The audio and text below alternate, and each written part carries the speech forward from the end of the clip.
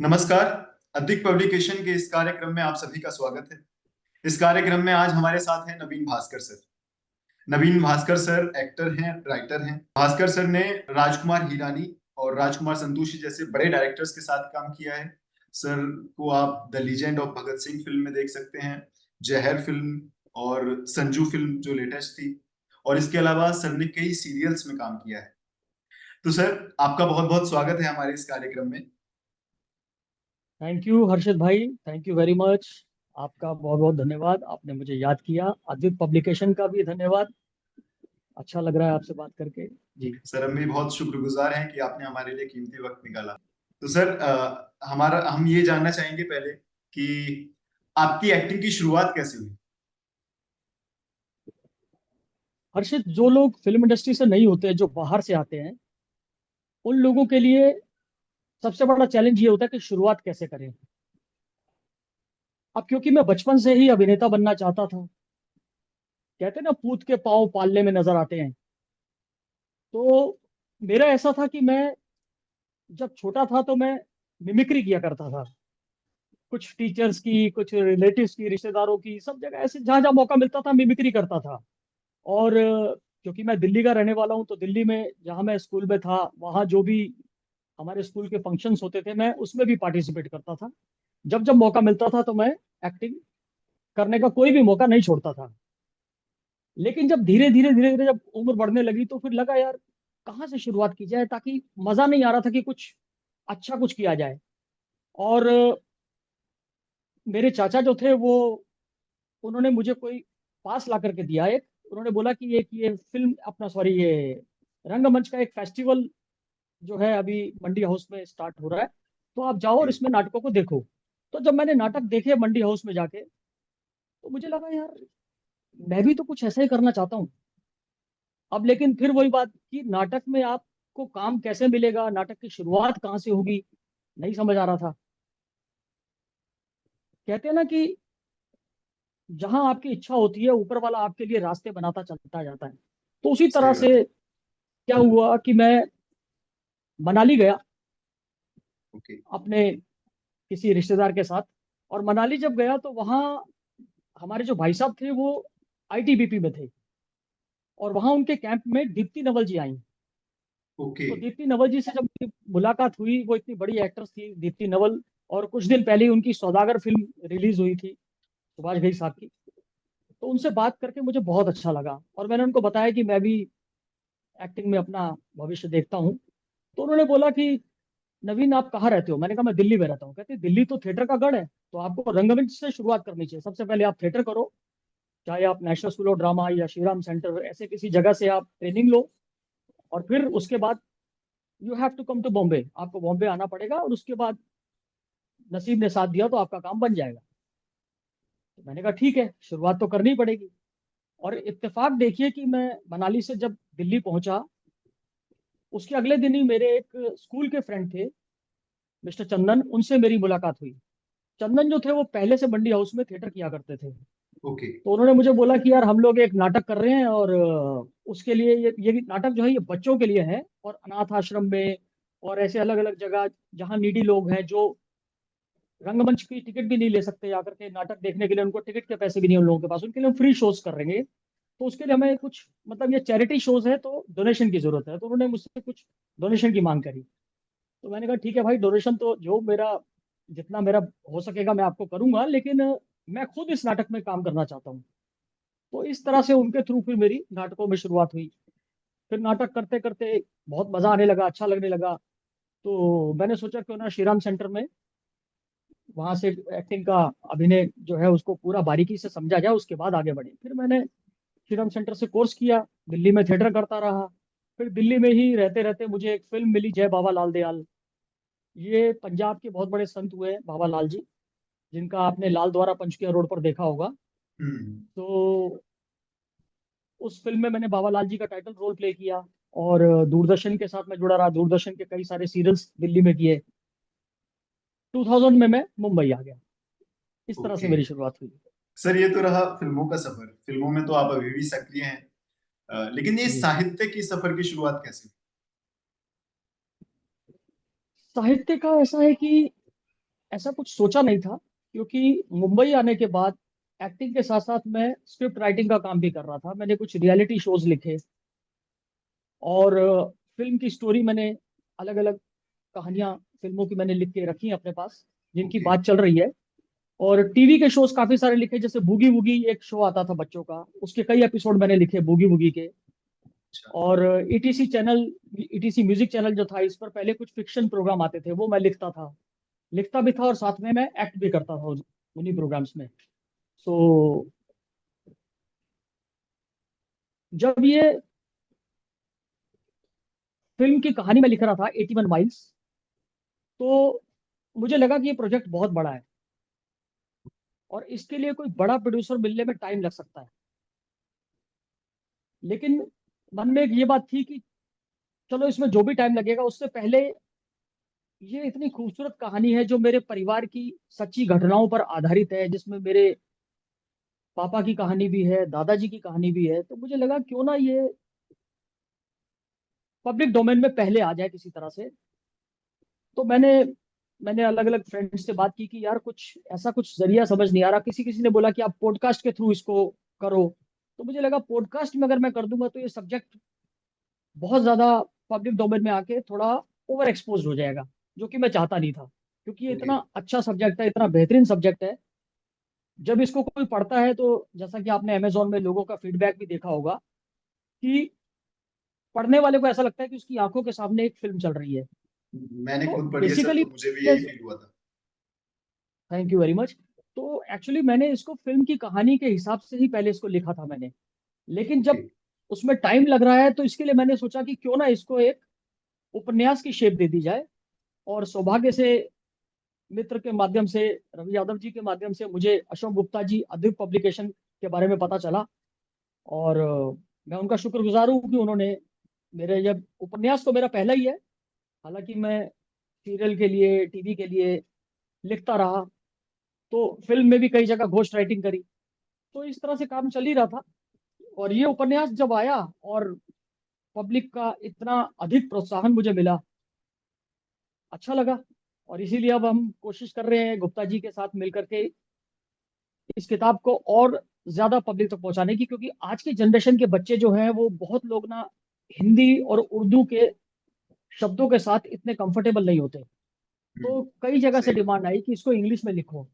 In fact मेरे बच्चों ने मुझे बोला कि पापा, स्टोरी आपसे सुनते हैं तो बहुत अच्छी है, लेकिन कई चीजें हमें समझ नहीं आती, तो इसको प्लीज, इसको इंग्लिश में इसका ट्रांसलेशन जरूर करवाओ। ओके। तो अब सौभाग्य से इसका इंग्लिश ट्रांसलेटेड वर्जन जो है, नेक्स्ट मंथ आने वाला है।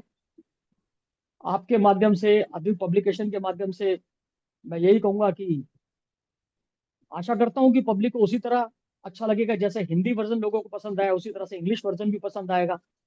हाँ सर। और ये अब जो है, खाली उन लोगों के लिए ना रह करके जो लोग हिंदी समझते हैं, बल्कि क्योंकि इंग्लिश एक इंटरनेशनल लैंग्वेज है, तो जहां भी जाएगी किताब, लोग इसको पढ़ेंगे तो वो 81 माइल्स, ये जो जर्नी है, इसके दर्द को समझेंगे, पार्टीशन के दर्द को समझेंगे। तो बिल्कुल बस सही बात। यही एक प्रयास है।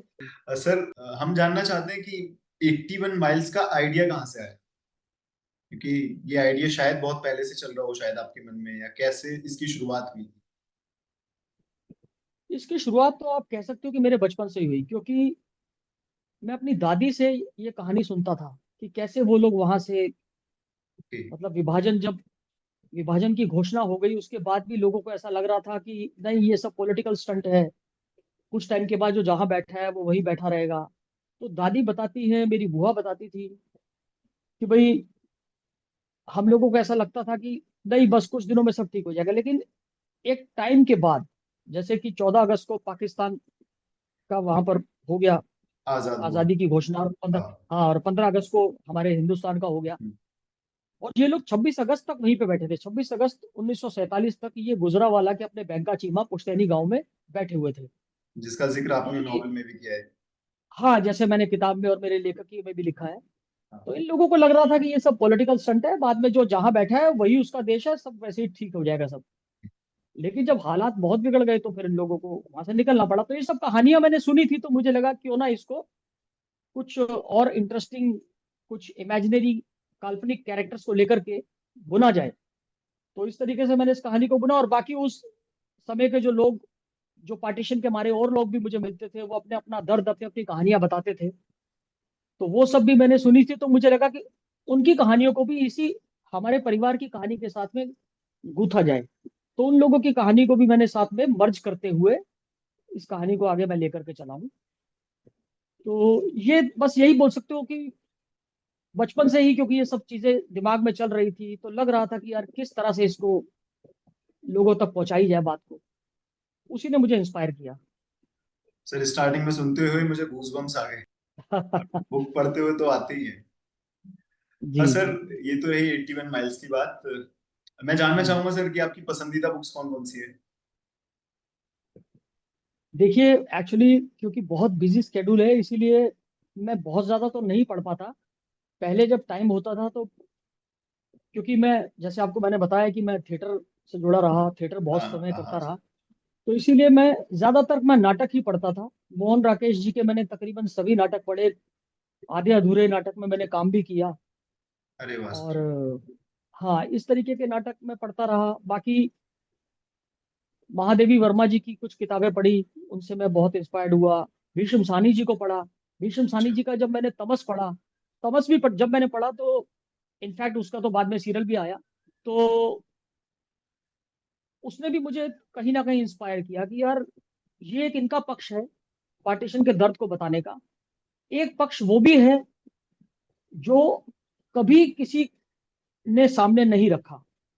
भाई, आप आजकल की जो भी फिल्में देखते हैं या पार्टीशन से जुड़े जो भी सीरियल या फिल्म्स देखते हैं, ठीक है, सबने अपनी अपनी बात को अपने अपने तरीके से कहा है।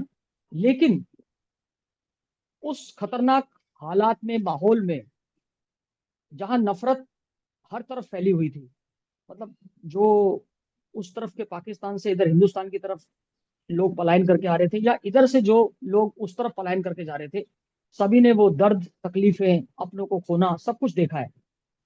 लेकिन ये पक्ष मुझे नहीं लगता किसी ने सामने आज तक बताया है या दिखाया है किसी माध्यम बिल्कुल से, सर, बिल्कुल सर। कि ऐसे लोग भी थे कि जो एक दूसरे की मदद कर रहे थे। है ना? सही कहते हैं ना, बात। मारने वाले से बचाने वाला बहुत बड़ा होता है। बड़ा होता है। तो मारने वालों की कहानियां तो बहुत हमने सुनी, पढ़ी, देखी, लेकिन बचाने वालों का पक्ष कभी सामने नहीं आया।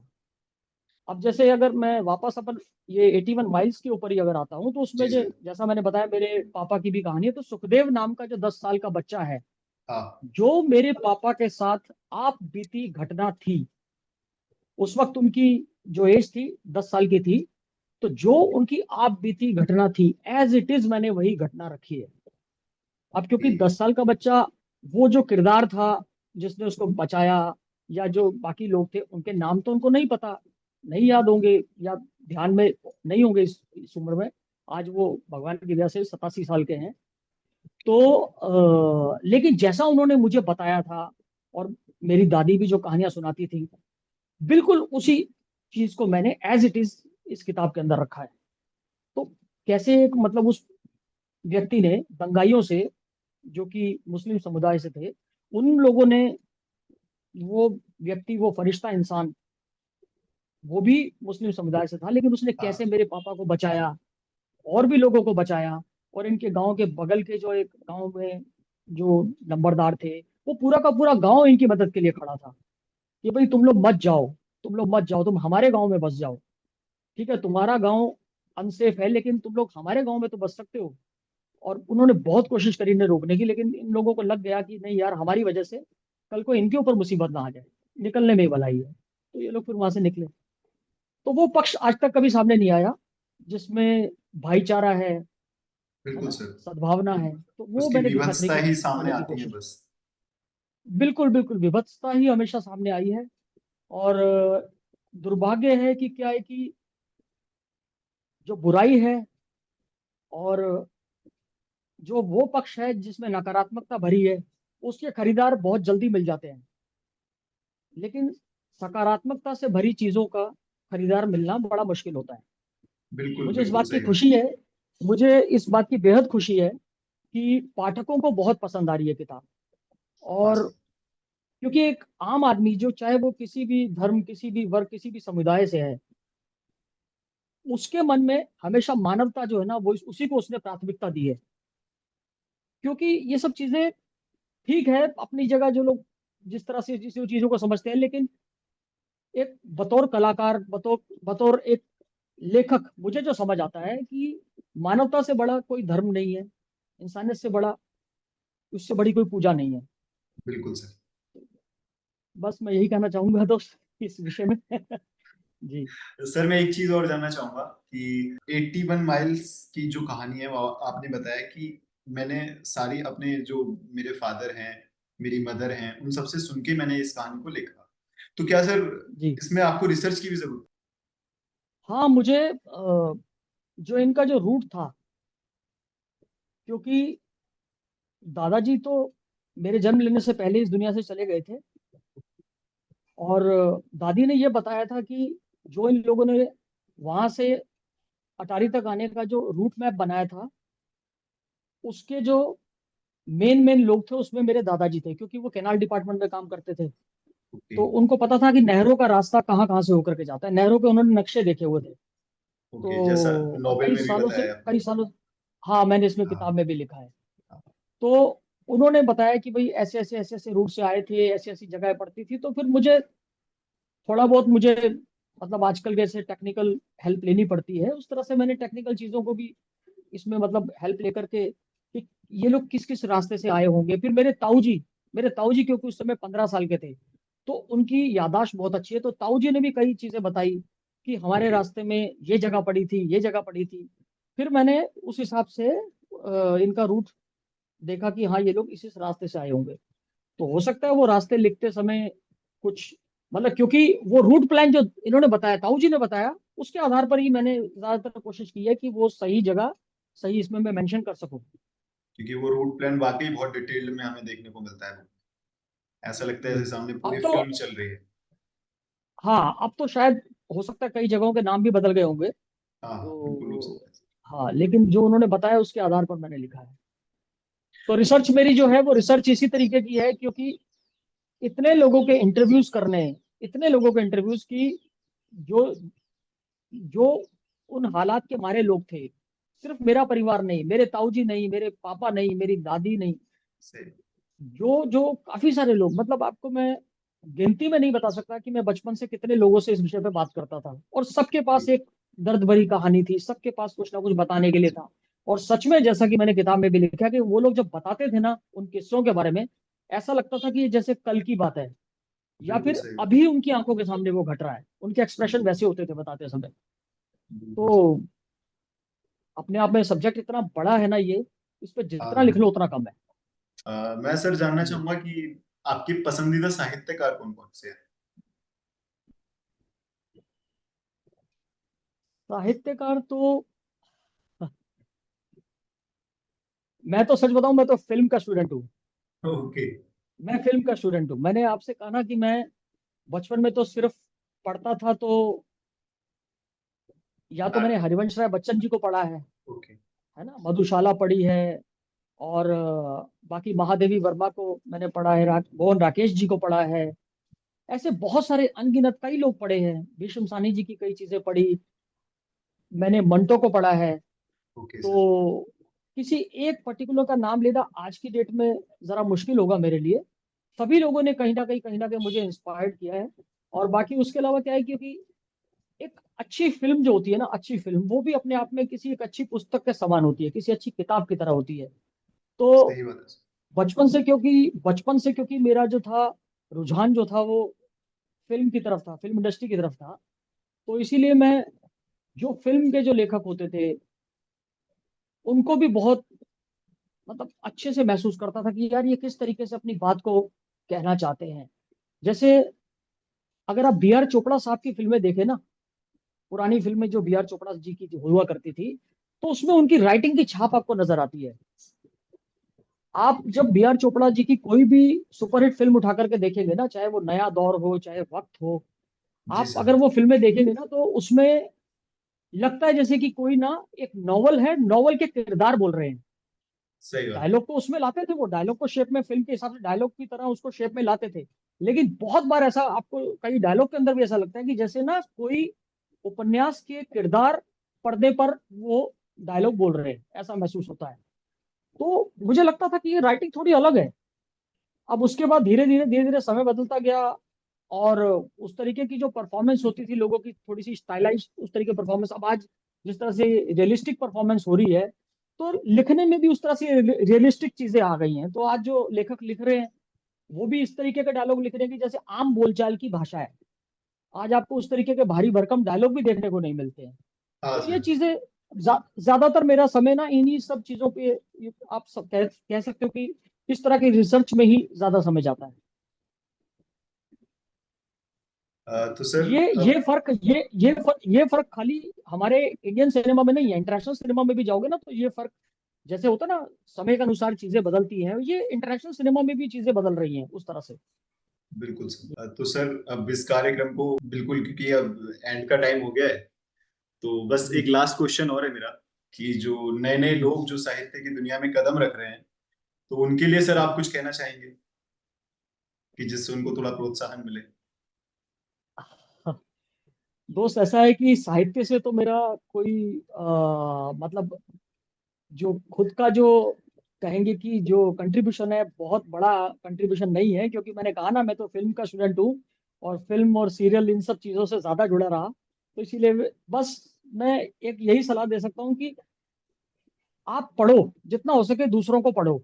जैसे जब मैं बचपन में इन लोगों को पढ़ता था, या जब जब बीच बीच में समय मिलता है, जो भी बड़े साहित्यकार थे उनको पढ़ता था, चाहे मैंने मुंशी प्रेमचंद जी को भी पढ़ा, उनका गोदान जो है वो नाटक हमने, होरी नाटक हमने किया था, तो मुंशी प्रेमचंद जी ओके। को भी काफी पढ़ा मैंने। तो उनका लिखने का स्टाइल, उनकी लिखने की एक शैली है ना, और हर एक लेखक की जो खुद का उसका एक सिग्नेचर होता है ना, वो उसकी लेखनी में नजर आता है। तो इसीलिए जो अपनी इंडिविजुअलिटी, जो अपनी रियलिटी है, उसको आप सामने लेकर के आओ। किसी से इंस्पायर होना एक अलग बात है, लेकिन जो ओरिजिनलिटी है ना, उसको बरकरार रखो, और दूसरों को पढ़ो, दूसरों को जानो समझो, और जितना हो सके सच्चाई से लिखो। बस यही कहना चाहूंगा। क्या बात है, बिल्कुल सही कहा सर आपने। तो सर आपका बहुत बहुत थैंक यू कि आपने अपना कीमती वक्त हमारे लिए निकाला। तो आप सभी का भी बहुत बहुत thank you so much. Thank you very much, thank you very much Harshit, आपका भी बहुत बहुत धन्यवाद। और मैं अधिक पब्लिकेशन श्री अशोक गुप्ता जी को भी पर्सनली दिल से आभार प्रकट करता हूँ कि उन्होंने मेरी बुक जो है इसको प्रकाशित किया। Thank you very much. Thank you sir.